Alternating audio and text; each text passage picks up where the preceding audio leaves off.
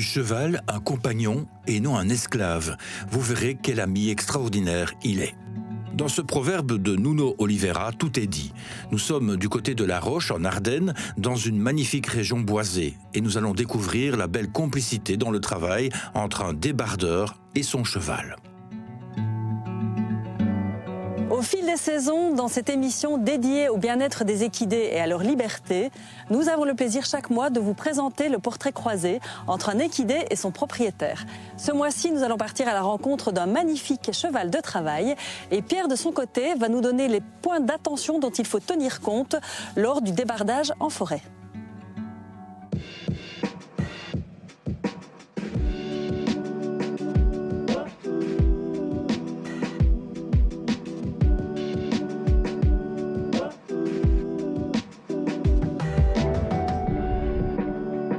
Hello Pierre. Bonjour Corinne.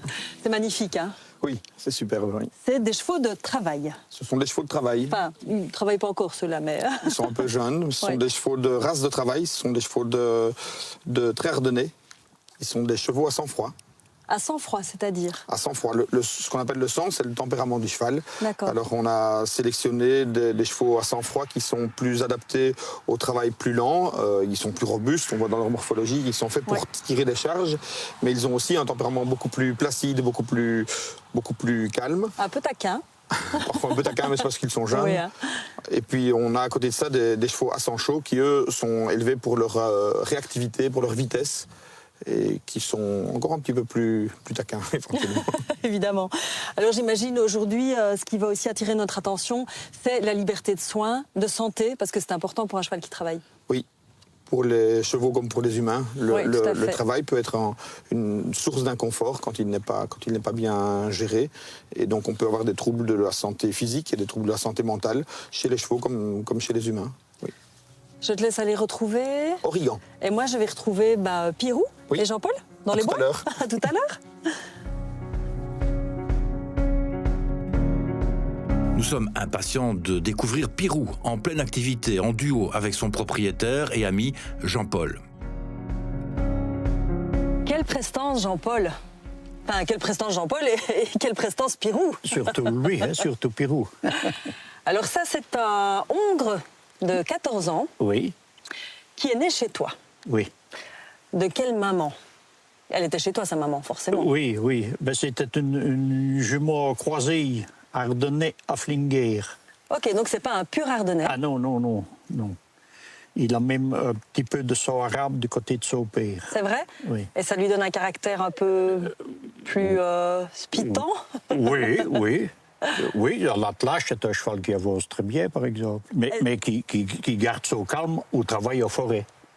Et justement, c'est quoi son caractère à Pirou? Là, il a l'air très calme. De temps en temps, il est un peu plus nerveux, mais... C'est vrai, il a quand même un bon petit caractère? Ah oui, oui, oui. Il faut. Pour bien faire, il faut. Ouais. Et tu l'as élevé, du coup. C'est Oui, toi qui l'as élevé. oui. Tu le Il est connais grand. depuis toujours. Il a poussé à la maison, comme on dit. Il a commencé à travailler avec toi à quel âge? Je pense qu'il avait 4 ans. Et c'était un bon élève?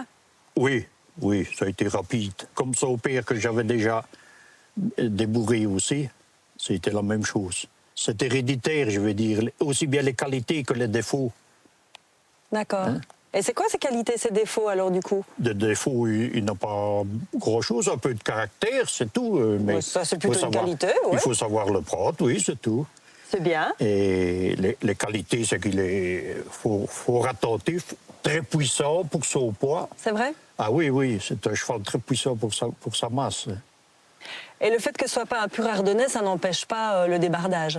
Ah non, non, non, non. Moi, il y a plus de 25 ans que je travaille avec des chevaux de ce gabarit-là. Tu préfères justement ne pas avoir un pur Ardennais? Oui, c'est beaucoup plus souple, beaucoup plus léger. Ici, par exemple, il faut monter assez fort. On peut monter jusqu'à 17h ou 18h. Le cheval sera toujours en forme.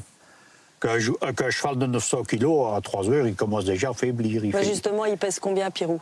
700 kg. 700 kilos. Donc, on ne va quand même pas... Enfin, moi, je ne vais pas faire la maline devant lui. Mais j'aimerais quand même bien le voir au travail. Oui, Donc, je vais te suivre. Et je vais venir vous voir tous les deux. OK.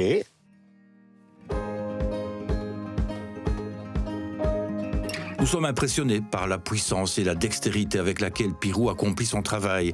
C'est une relation forte et de parfaite complicité qui existe entre Jean-Paul et son partenaire. On retrouve Pierre, notre vétérinaire, qui va pointer les signes à observer chez le cheval et dont il faut tenir compte lors du travail. Quand un cheval qui doit travailler est malade ou blessé, son partenaire est au chômage en même temps que lui. Il est crucial d'avoir une attention particulière à la santé du cheval. La personne qui l'utilise doit vraiment veiller à son bien-être au travail en permanence pour ne pas laisser le cheval aller dans une forme de travail qui va le mettre dans l'inconfort et qui va être source de mal-être et puis qui va générer des maladies. Le cheval, c'est un animal généreux. Si on le laisse faire, il va se donner, il va travailler beaucoup plus. Et donc, Jean-Paul doit être attentif à son état de fatigue. Ici, c'est un peu de nervosité qu'il nous montre. Il a envie de partir travailler. Quand Jean-Paul travaille son cheval, à la fin, quand le cheval en a vraiment assez, il va baisser les oreilles. Ça, c'est des signes très simples à regarder. Mais au départ, il va plutôt voir de l'inattention. Le cheval ne va plus répondre aussi rapidement aux sollicitations, aux instructions. Il va faire un peu des grimaces aussi. Parfois, il peut être, quand ils sont fatigués ou quand ils ont vraiment du mal-être, ils font des grimaces très typiques sur le visage que les personnes habituées reconnaissent. Et donc, c'est important que les personnes qui utilisent des chevaux prennent tout ce temps d'apprentissage pour comprendre ce que le cheval veut leur dire. En fait, le cheval leur communique les choses qui ne vont pas chez lui. Il faut que les personnes qui les utilisent soient réceptifs et comprennent pourquoi le cheval ne va pas bien et à quel moment ils doivent s'arrêter. Le débardage est un merveilleux travail d'équipe. Une vraie compréhension et une communication tout en finesse existent entre le débardeur et son cheval. Moi, j'ai l'impression qu'il t'écoute au doigt et à l'œil. À peu près, oui. Jean-Paul. Oui, à peu près. Il a de la patience, malgré qu'il a quand même du caractère. C'est une fameuse complicité quand même. Hein? Ah oui, c'est ça le principe. C'est d'être deux complices. Deux complices. Oui. Et tu as la même complicité avec chaque parce que tu en as plusieurs. Tu travailles avec 5 chevaux, c'est ça? Ben, ils ne travaillent pas tous les 5. Il y a des jeunes qui ne sont pas encore à l'âge pour travailler. Hein. Ah oui, tu as aussi une jument qui a pouliné il y a combien de temps? Au mois de juin. Oui. Et à quel moment tu vas la remettre au travail? Elle vient avec son poulain alors quand c'est comme ça? Oui, elle y vient un petit peu avec le poulet pour que le poulet se mette dans le milieu de la forêt, si tu veux, et entendre les commandements. Et... Déjà, la jument, quand elle était enceinte, je vais dire, quand elle était pleine, le poulet, il entend déjà tous les commandements. C'est combien de temps d'apprentissage? Pour le métier? Oui.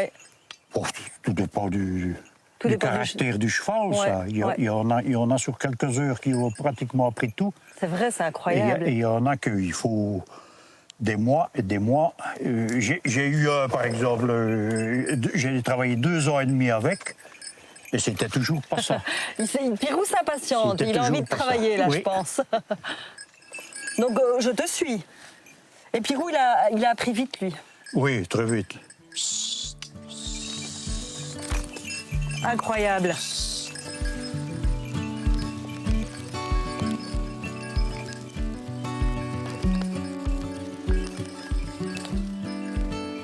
Qui est fatigué le premier, lui ou toi? Maintenant c'est moi. Maintenant, c'est moi. Ben oui, je me doute. En tout cas, c'est une belle complicité que tu dois avoir avec tes chevaux comme ça et passer toute la journée comme ça dans les bois. Ah oui, c'est magnifique, quoi. Oui. Hein. J'imagine que tu n'échangerais ton métier pour rien au monde. Non, je vais dire que c'est une passion. Faire son métier en étant une passion, c'est formidable. Hein. Bon, on va continuer à travailler.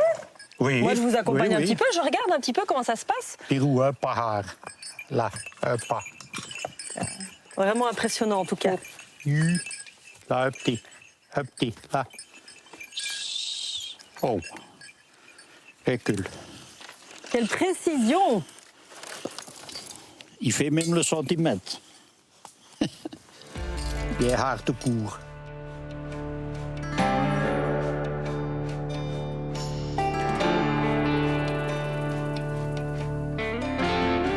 Alors Alors j'étais dans les bois, regardez Jean-Paul travailler avec Pirou, j'ai trouvé ça très impressionnant. Et aussi j'ai trouvé que Pirou était vraiment dans son élément, on sent qu'il est bien en fait. Oui, le travail et le bien-être ne sont pas incompatibles. Les chevaux ont été domestiqués il y a bien longtemps et je pense qu'ils aiment faire plaisir aux humains, ils aiment travailler avec nous.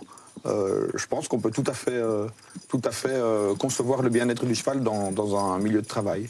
Alors ils ont beau être, ces chevaux-là, anatomiquement faits pour le travail, j'imagine quand même que la musculature se développe progressivement. Tout à fait, il faut être très progressif dans les sollicitations. On voit que Origan est plus musclé que Pirou, mais oui, il faut être progressif dans les sollicitations. C'est aussi une des raisons pour lesquelles il faut être attentif quand on demande le niveau de travail que l'on demande au cheval. Il doit être adapté à sa santé, à son âge, il doit être aussi adapté à son entraînement. C'est quelque chose qui doit se faire progressivement. On se retrouve le mois prochain, oui, Pierre, plaisir. Pour une nouvelle émission avec un autre portrait et un autre équidé. Merci. À bientôt.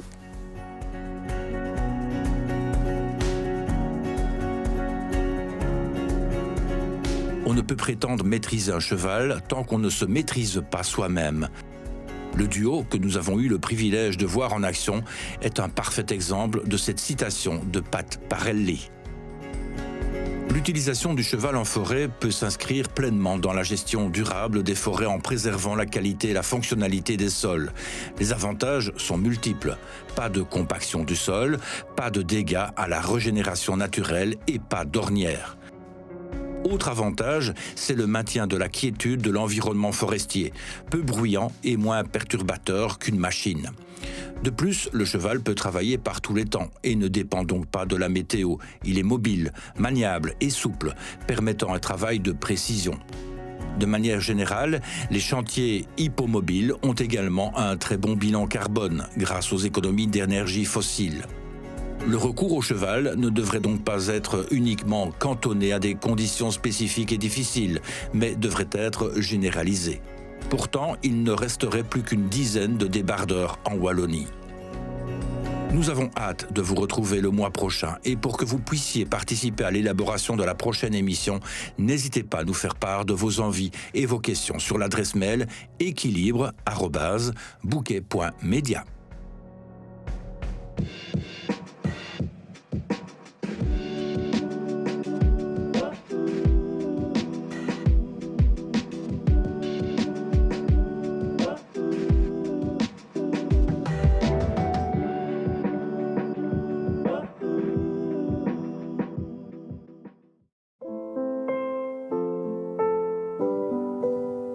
Nous avions fait sa connaissance lors du tournage qui lui était consacré au printemps dernier. Et nous avions pris beaucoup de plaisir dans cette rencontre. C'est avec beaucoup de tristesse que nous avons appris son décès. Nous nous souvenons encore de la belle complicité entre Hermione et Lara. Courage à Lara et douces pensées de la part de toute l'équipe d'Équilibre.